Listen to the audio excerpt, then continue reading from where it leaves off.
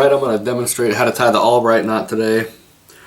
Really good knot for attaching two different lines together. Good for putting backing on a reel or attaching main braid line to a fluorocarbon leader. Also excellent for fly fishing. So this will be our main fly line. This will be our leader material.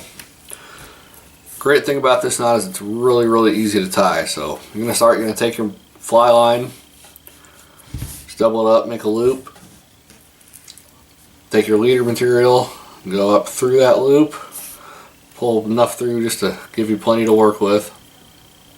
Now at this tag end, we're going to wrap it around the main fly line 8 or 10 times, we'll say.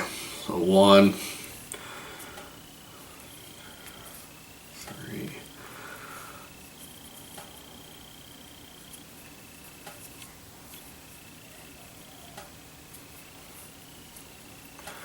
4. Alright, I think that's 8. And we'll go back through the loop. And that's almost a completed knot. Now we're just going to pull everything, and I like to kind of work this up with my thumb and forefinger. Just make sure everything is laying nice and even.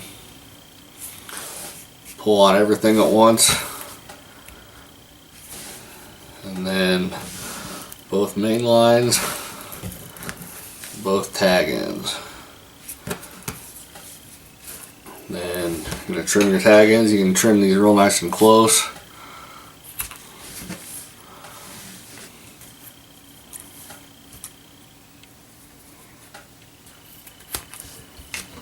And there is a completed Albright knot.